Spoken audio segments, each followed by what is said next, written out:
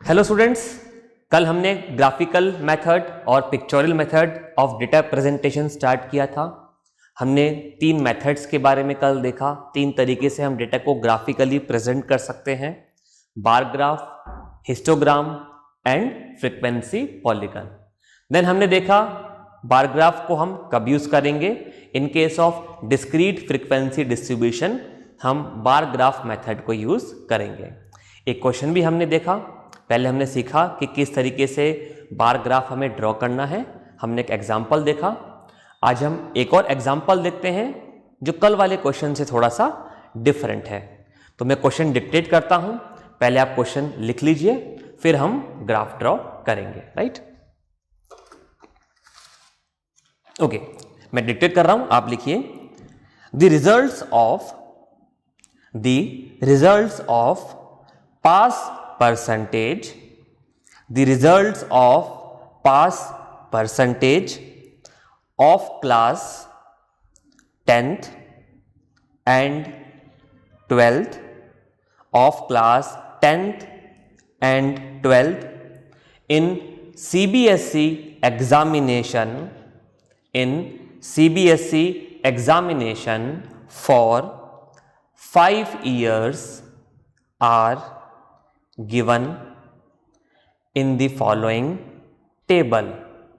मैं रिपीट कर रहा हूं पूरा।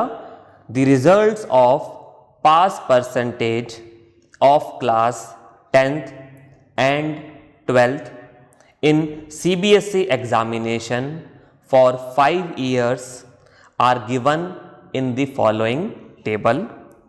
Draw a bar graph to represent the data। Draw a bar graph to represent the data। तो अब मैं डेटा लिख रहा हूं, आप भी उसको नोट कर लीजिए। फिर हम देखते हैं कि कल वाले क्वेश्चन में और आज वाले क्वेश्चन में क्या डिफरेंस है और किस तरीके से हम बार ग्राफ ड्रॉ करेंगे। ओके,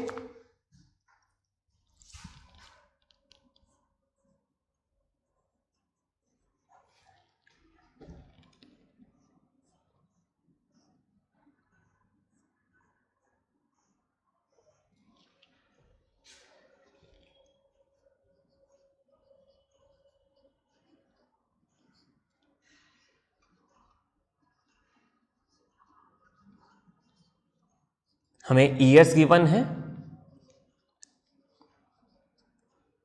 एंड स्टूडेंट्स का परसेंटेज गिवन है।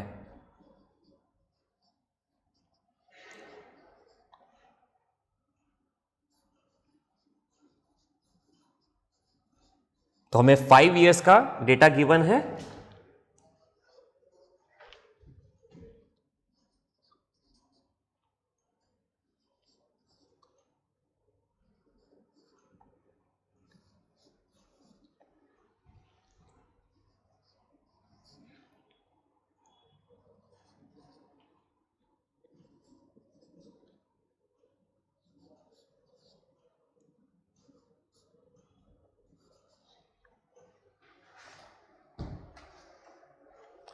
सो ये हमें डेटा गिवन है 5 इयर्स का कि क्लास 10th और क्लास 12th में कितने स्टूडेंट्स, कितने परसेंटेज ऑफ स्टूडेंट्स पास हुए थे। राइट, तो ये जो हमें वैल्यूज हैं ये परसेंटेज गिवन है, यानी कि क्लास 10th में 5 इयर्स में इतने परसेंट स्टूडेंट पास हुए और क्लास 12th में इतने परसेंट स्टूडेंट्स पास हुए। And we have to draw a bar graph to present this data। अब यहां पर आप कंफ्यूज मत होइएगा, ये क्लास इंटरवल्स नहीं है। These are not class intervals। This represent 1 year। Okay, 1994 to 1995, this present 1 year। So we have presented 1 year here, right? So these are not class intervals, so don't get confused। This is discrete frequency distribution। To present a particular year, we have written values that 1994 to 1995। Okay, so this represent 1 year only। So these are not class intervals। Okay, so this data is a discrete frequency distribution। Clear है? अब कल वाले question में और last class में जो हमने question किया था उसमें और इस क्वेश्चन में क्या डिफरेंस है। लास्ट क्लास में जो हमने क्वेश्चन डिस्कस किया था उसमें हमें जो फ्रीक्वेंसीज गिवन थी उसका एक ही कॉलम था, ओके। लेकिन यहां पर तो आप अगर देखें तो ये फ्रीक्वेंसीज है, ये क्या है, पास परसेंटेज स्टूडेंट्स का, कितने परसेंट स्टूडेंट्स पास हुए, तो दीज रिप्रेजेंट्स फ्रीक्वेंसीज। नो यहां पर तो हमें दो अलग अलग फ्रीक्वेंसीज गिवन है, राइट। यहां पर हमें दो अलग अलग फ्रीक्वेंसीज गिवन है, तो क्या हमें दो बार ग्राफ बनाने हैं? नहीं, हमें एक ही बार ग्राफ बनाना है। बट क्वेश्चन ये है कि एक ही बार ग्राफ पे दो फ्रीक्वेंसीज को कैसे रिप्रेजेंट करेंगे। क्वेश्चन ये है कि एक ही बार ग्राफ पे दो फ्रीक्वेंसीज को कैसे रिप्रेजेंट करेंगे। तो हम देखते हैं कि कैसे हम इस डेटा को प्रेजेंट कर सकते हैं, ठीक है। तो मैं पहले ग्राफ बना देता हूं, right. X axis Y axis मैं ड्रॉ कर देता हूं एंड देन हम ये देखते हैं कि कैसे इस डेटा को हम प्रेजेंट कर सकते हैं बार ग्राफ पे। फाइन,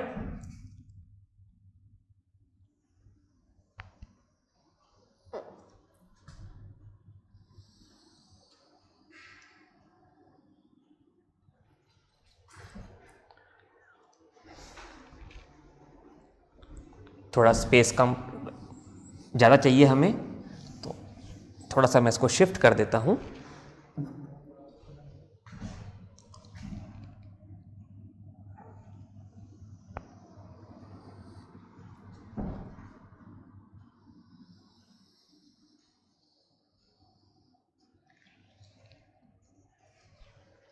क्यों हमें स्पेस ज़्यादा चाहिए अभी मालूम पड़ेगा। अब हम वर्टिकल बार्स ड्रॉ करेंगे, वर्टिकल रेक्टेंगल्स ड्रॉ करेंगे। तो लास्ट क्लास में मैंने आपको बताया था कि जब हम vertical bars, vertical rectangles draw कर रहे हैं, यानी कि हम फ्रीक्वेंसी को वर्टिकली प्रेजेंट कर रहे हैं, तो हम वाई एक्सिस पे क्या लेंगे, फ्रीक्वेंसी, और एक्स एक्सिस पे क्या लेंगे, जो हमें डेटा प्रेजेंट करना है। तो ये हमें ईयर गिवन है, तो हम यहां पर लिख देते हैं ईयर, ओके।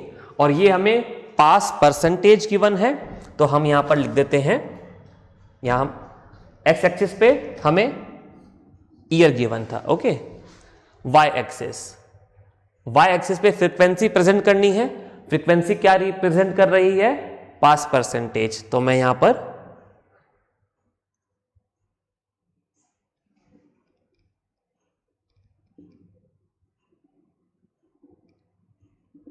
पास परसेंटेज लिख दिया मैंने। अब परसेंटेज हमें 100 में से गिवन होता है, परसेंटेज हम 100 में से कैलकुलेट करते हैं, ओके। अब देखते हैं कि मैक्सिमम वैल्यू क्या है। लास्ट क्लास में हमने डिस्कस किया था, जब हम फ्रीक्वेंसी को वाई एक्सिस पर प्लॉट करेंगे तो हमें क्या चेक करना है कि मैक्सिमम वैल्यू क्या है, ओके। यहां पर देखते हैं मैक्सिमम वैल्यू 98, यहां पर 95 मैक्सिमम वैल्यू है, राइट। तो हमें इन वैल्यूज को यहां पर प्रेजेंट करना है। दो बार्स के बीच का डिस्टेंस कांस्टेंट होगा, बार्स का विड्थ कांस्टेंट रहेगा, ये हमने लास्ट क्लास में डिस्कस कर लिया था, वही पैटर्न हमें फॉलो करना है। तो मैक्सिमम परसेंटेज कितना होगा, 100, और यहां पर मैक्सिमम वैल्यू कितनी है, 98, तो 100 के आसपास ही है।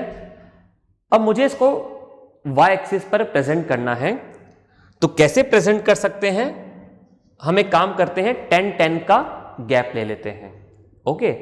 तो हम यहां पर 1 सेंटीमीटर को 10% के इक्वल ले लेते हैं, 1 सेंटीमीटर इक्वल्स टू 10%, ओके। तो आप अपने ग्राफ में 1 सेंटीमीटर को आपने, या 1 यूनिट को आपने 10% ले लेंगे, तो this first value will B 10, okay.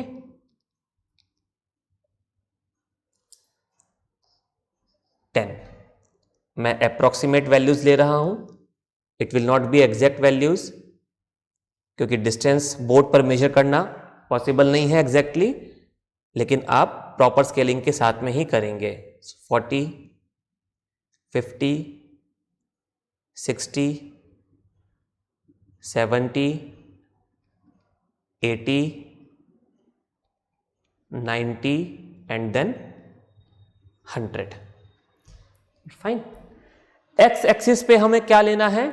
X axis पे हमें ईयर प्रेजेंट करने हैं। ओके, तो year 1994 to 95, 95 to 96 and so on. हमारे पास में 5 डिफरेंट वैल्यूज हैं। ओके, तो मैंने यहां पे ले लिया फर्स्ट ईयर 1994 टू 95। अब क्वेश्चन ये है कि इस डेटा को मैं कैसे प्रेजेंट करूं। यहां पर तो दो फ्रीक्वेंसीज हमें गिवन है और मैंने बोला कि 2 बार ग्राफ भी नहीं बनाने हैं, एक ही बार ग्राफ पे हमें दोनों ही वैल्यूज को प्रेजेंट करना है। तो कैसे करेंगे? तो एक काम करते हैं, पहले मैं 10th क्लास की वैल्यू को यहां पर प्रेजेंट कर देता हूं एक रेक्टेंगुलर बार ड्रॉ करके। तो कितना वैल्यू है ये? 90। ओके, तो मैं 90 लेंथ का एक रेक्टेंगुलर बार यहां ड्रॉ कर देता हूं।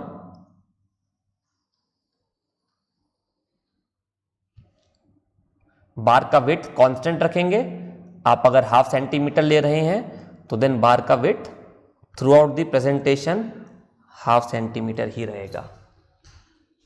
ओके, ये मैंने 90 लेंथ का एक बार ड्रॉ कर दिया और जैसे मैंने आपको लास्ट क्लास में बताया था, इसके ऊपर हम इसका वैल्यू मार्क कर देंगे। ये क्या रिप्रेजेंट कर रहा है? 90 वैल्यू को, तो इसलिए इसके ऊपर मैंने 90 मार्क कर दिया। ओके, अब क्या करें? अब हम ये करेंगे, इसके एडजेसेंट ही हम इस सेकंड फ्रीक्वेंसी को भी ड्रॉ करेंगे। इस रेक्टेंगुलर बार के एडजेसेंट ही हम इस सेकंड फ्रीक्वेंसी को भी प्रेजेंट करेंगे। तो हम क्या करेंगे? ऐसे डेटा को प्रेजेंट करने के लिए हम यहां पर ग्रुपिंग कर देंगे। कैसे? ये फर्स्ट ग्रुप हो गया, ये इस पर्टिकुलर ईयर के लिए क्लास 10th और क्लास 12th का फ्रीक्वेंसी का वैल्यू है, पास परसेंटेज गिवन है स्टूडेंट का। ओके, देखिए यहां पर क्लास 10th और क्लास 12th दोनों के लिए ही सेम ईयर का हमें डेटा गिवन है। दोनों के लिए ही हमें सेम ईयर का डेटा गिवन है, तो इसलिए इस डेटा को हम एक ही बार ग्राफ पर प्रेजेंट कर सकते हैं। ओके, तो हम क्या करेंगे? इन फ्रीक्वेंसीज का ईयर वाइज हॉरिजॉन्टल ग्रुपिंग कर देंगे। हॉरिजॉन्टल ग्रुपिंग कर देंगे। तो इस तरीके से मैंने इन फ्रीक्वेंसीज को एक ग्रुप में ले लिया। फाइन। अब देखो एक काम करता हूं, ये बीच में एक लाइन खींच देता हूं। ठीक है, इस बॉक्स में और इस बॉक्स में कॉमन लाइन हो गई। ऐसा ही सब में कर देता हूं। ठीक है, तो मैंने क्या किया, इसको एक बॉक्स में बना दिया, बीच में एक लाइन ड्रॉ कर दिया, पार्टीशन हो गया। ओके, ऐसा ही यहां पर भी करता हूं। पहले मैंने क्या किया, इस 90 फ्रीक्वेंसी को यहां पर, यानी कि क्लास 10th की फ्रीक्वेंसी को मैंने यहां पर प्लॉट कर दिया। अब ये जो इस रेक्टेंगुलर बार का एंड लाइन है, इसी को इस वाली फ्रीक्वेंसी का स्टार्टिंग लाइन लेते हुए मैं 95 को प्रेजेंट कर देता हूं। कैसे? अभी इस बार को भूल जाइए। मान लीजिए कि मुझे 95 को प्रेजेंट करना है और मैंने इस तरीके से इसको ड्रॉ करना शुरू किया।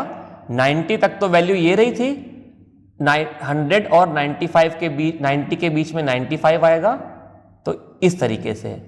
और जितना विड्थ मैंने इस बार के लिए लिया है, क्लास 10th वाली फ्रीक्वेंसी के लिए लिया है, उतना ही विड्थ मैं यहां पर लूंगा और इस तरीके से मैं इसको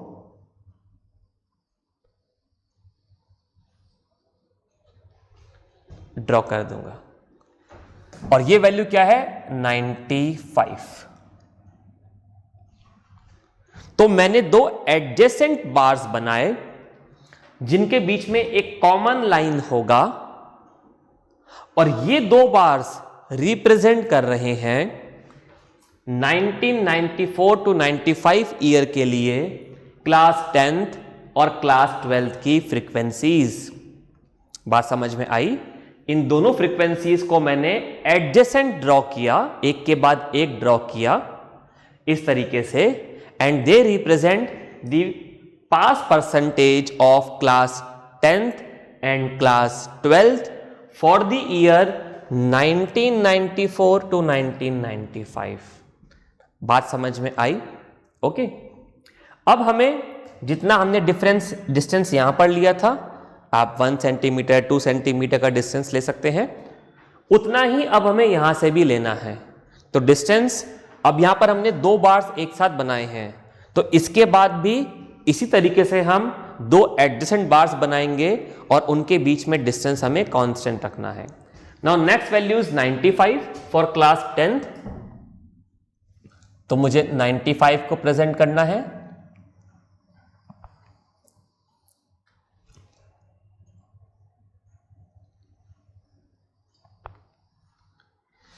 ये वैल्यू हो गया 95।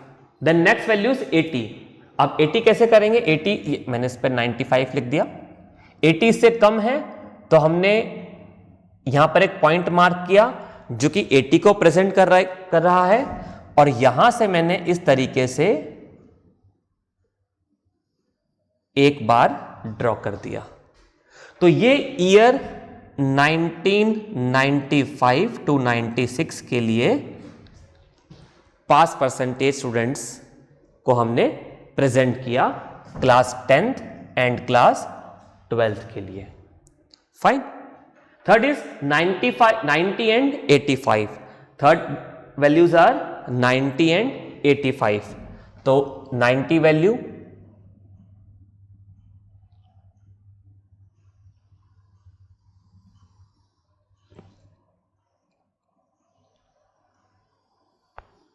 ये वैल्यू 90 हो गया, एंड देन 85।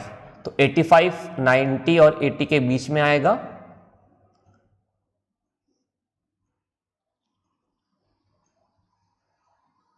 ये 85।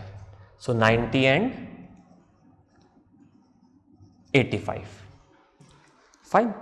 Then next 80 and 90। तो पहले मुझे 80 वैल्यू को ड्रॉ करना है, वो हमने पहले भी करी थी इसी तरीके से।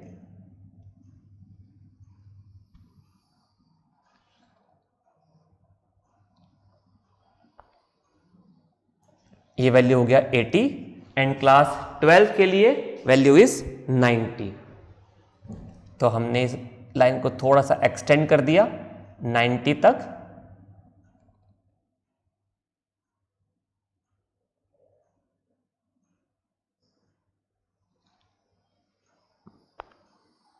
Like this. So this value is 90। Okay. Years लिख देते हैं 1996 to 97, 1997 to 98। Okay. And last values are 98 and 95। 98 तो 90 और 10 के बीच में 98 लाई करेगा।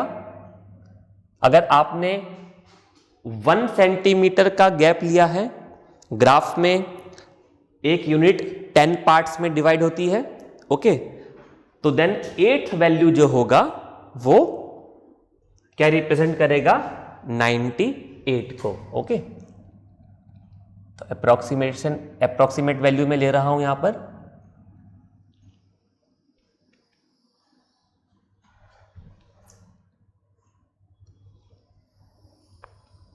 This value will be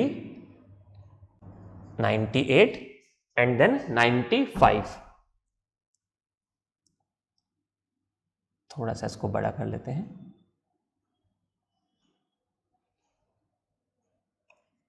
98 and then 95। So this represent the year 1998-99। So इस तरीके से हमने 2 फ्रीक्वेंसीज को एक साथ एक ही ग्राफ पर ड्रॉ किया। क्यों हम ऐसा कर पाए? क्योंकि ये फ्रीक्वेंसीज सेम ईयर के लिए हमें गिवन थी। ये फ्रीक्वेंसीज हमें सेम ईयर के लिए हमें गिवन थी।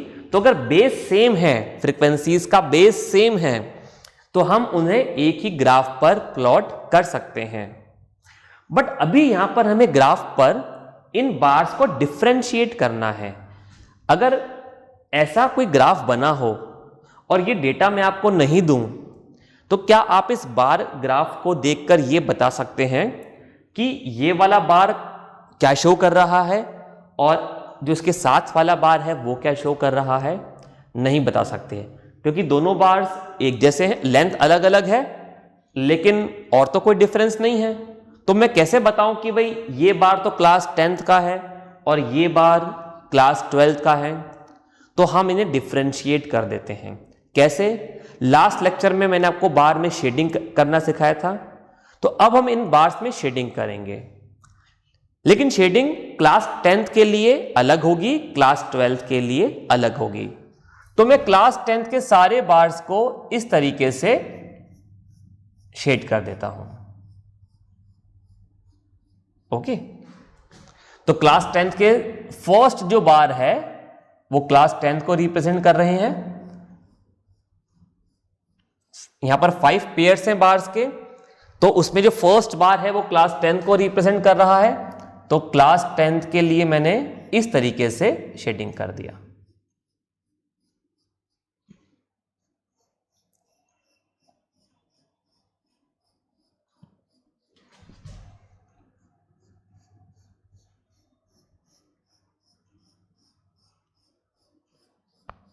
ओके, अब क्लास 12th के लिए भी शेडिंग करना है, पर कुछ डिफरेंट पैटर्न में। तो हम यह करते हैं कि कुछ डॉट्स बना देता हूं मैं।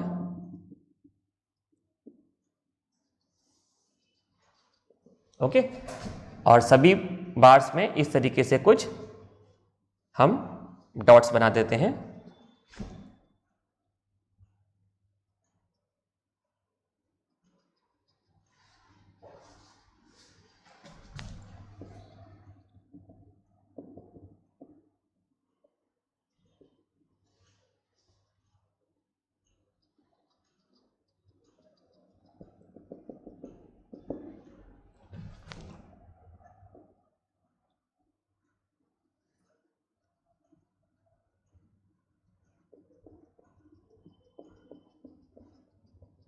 इसको हमने डॉट से शेडिंग कर दिया।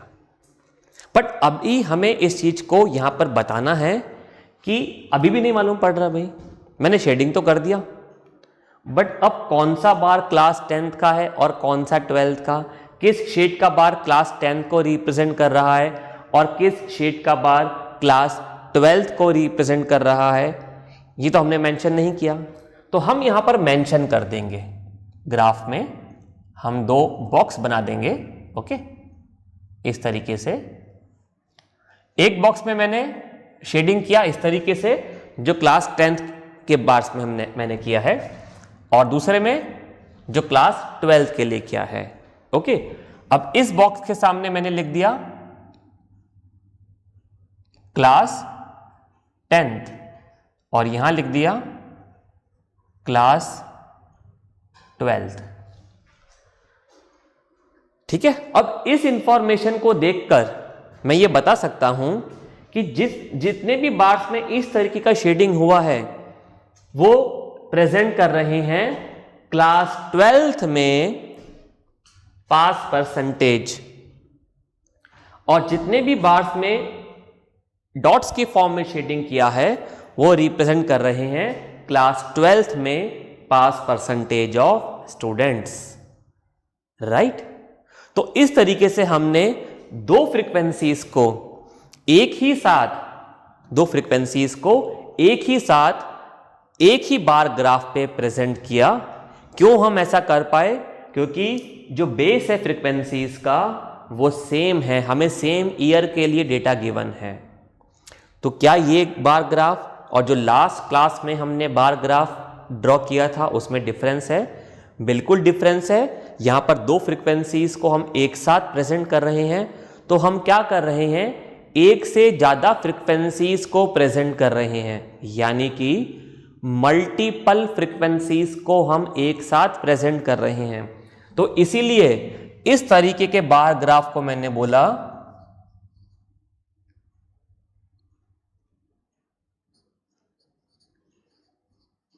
मल्टीपल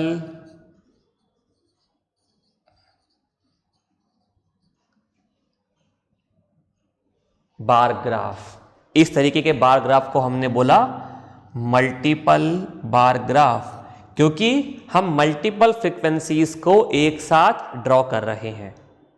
अगर यहाँ पे 3 फ्रीक्वेंसीज होती, अगर सेम ईयर्स के लिए हमें class 9th, class 10th, class 12th का डेटा गिवन होता, या class 10th, class 11th, class 12th का डेटा गिवन होता, क्या तब भी हम ऐसा कर सकते थे? बिल्कुल कर सकते थे।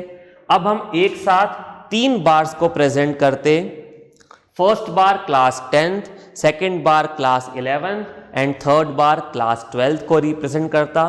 फिर हम यहाँ पर 3 बॉक्स बनाते, हम क्लास 10th के लिए अलग शेडिंग पैटर्न, क्लास 11th के लिए अलग shading pattern and class 12th के लिए डिफरेंट शेडिंग पैटर्न यूज करते।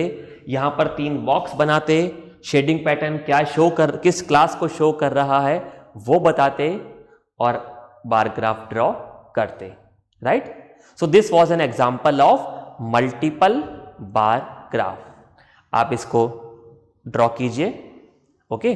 कोई डाउट है वीडियो को दोबारा देखिए, हम नेक्स्ट क्लास में फिर मिलेंगे, ओके, बाय।